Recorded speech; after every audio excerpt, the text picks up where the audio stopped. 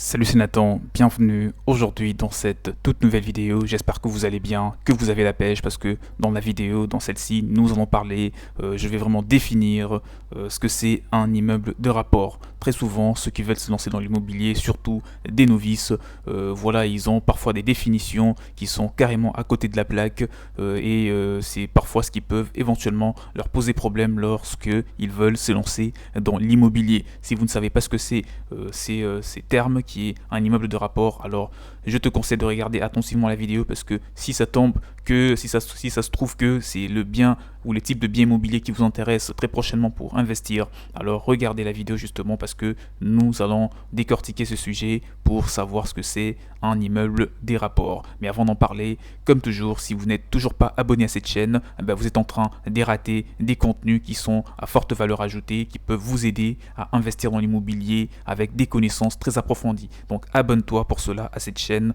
en activant la cloche de notification que tu es en train de voir juste en bas. Comme ça, tu seras tout de suite alerté, tu seras alerté parmi les premières personnes qui vont pouvoir recevoir les nouvelles vidéos qui sont vraiment, qui ont une connaissance très précise, très particulière dans les secteurs immobiliers. Alors, pour une définition d'un immeuble de rapport, historiquement, le terme immeuble de rapport est né au XVIIe siècle à peu près, pour désigner les premiers bâtiments construits à Paris dans un but de les louer pour rapporter de l'argent régulièrement via les loyers. C'est vraiment dans ce sens-là que l'expression ou le terme immeuble de rapport est né en France. Plus précisément, c'était aux alentours de 17e ou des 17e à 19e siècle que l'expression a été inventée, tout simplement dans le but de désigner le fait de louer un bien immobilier pour que ce dernier rapporte de l'argent au propriétaire régulièrement via les loyers. Cet immeuble était alors composé de plusieurs logements assez semblables. Depuis cette époque, le terme est resté utilisé pour désigner tout achat d'un ensemble de lots d'un même bien immobilier. Il s'oppose au terme de la copropriété où plusieurs propriétaires possèdent un ou plusieurs lots dans un seul immeuble. On parle aussi plus rarement d'un hôtel de rapport. Ça, c'est aussi dans un même cadre. C'est ce que on voit régulièrement aux États-Unis où c'est écrit motel. Voilà, c'est un petit peu ça, un immeuble, un hôtel des rapports. Voilà, donc il y a plusieurs chambres qui sont louées dans le but de rapporter de l'argent aux propriétaires. Donc un hôtel de rapport, d'une maison. Voilà, on parle aussi d'une maison des rapports ou encore d'un immeuble des rapports comme ce qui est en train de faire d'ailleurs le sujet de cette vidéo. Tous ces termes désignent la même chose, pratiquement la même chose, voilà donc à quelques différences près. La possession par un même propriétaire, donc personne physique ou morale, et bien sûr de tout l'ensemble d'un bâtiment avec pour but l'allocation de chacun des lots qui les composent dans le but de générer bien entendu des loyers récurrents qui permettent à ces derniers de gagner de l'argent via l'immobilier. Alors nous allons maintenant parler, puisque les termes immeuble de rapport a été bien défini et j'espère que tu en as tiré vraiment pas mal d'informations et maintenant là tu sais ce que ça veut dire exactement. Vraiment ça ne change pas grand chose, c'est juste un jeu des mots. C'est comme lorsqu'on parle de la pierre papier et lorsqu'on parle de l'immobilier, les deux veulent exactement désigner l'investissement immobilier mais seulement utilisé avec deux expressions différentes.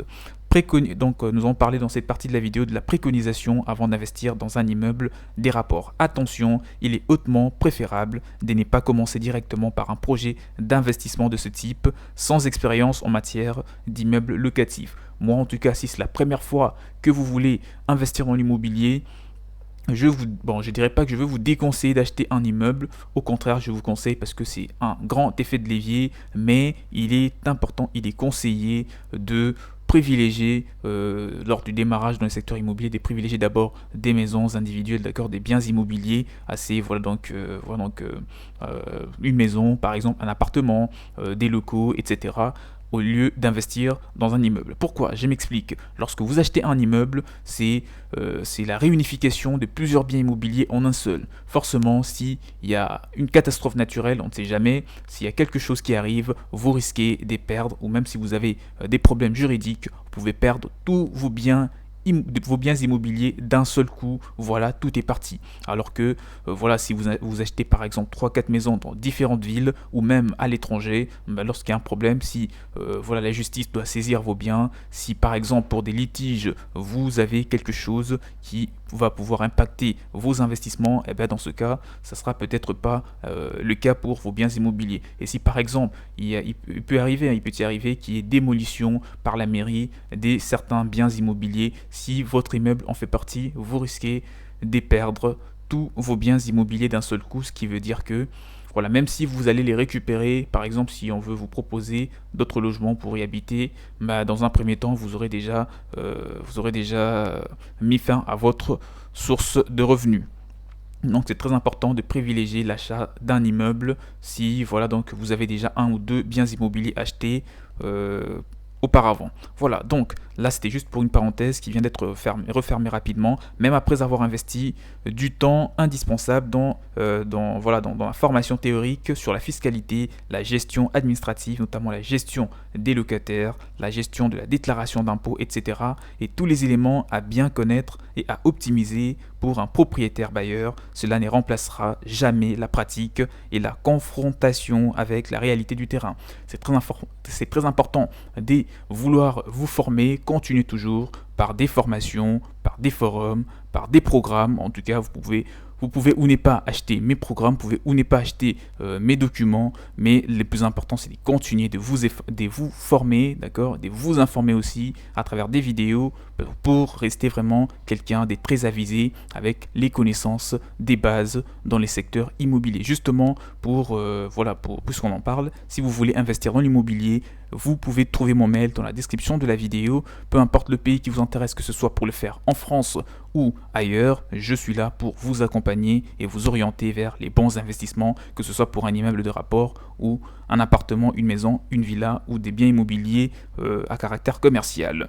Mieux vaut se créer de l'expérience en investissant d'abord sur un petit logement ou des places, des parkings moins formateurs, d'accord, sur l'ensemble des contraintes, mais permet de mettre le pied à l'étrier facilement. Idéalement, vous pouvez commencer par acheter un studio avec un budget assez restreint avant de vouloir acheter un immeuble, pour des novices bien entendu. Donc faites-vous la main, faites vos premières erreurs pour mieux se familiariser avec l'immobilier. Même avec une bonne préparation, vous en ferez comme tout. Celles-ci auront un impact financier limité car l'investissement l'est. Vous pourrez ainsi vous servir de ce premier projet locatif formateur pour ne pas reproduire des erreurs plus coûteuses sur un projet de plus grande envergure tel que l'achat d'un immeuble de rapport. Qui dit l'achat d'un immeuble dit forcément plein de moyens financiers à mettre en jeu, d'accord ?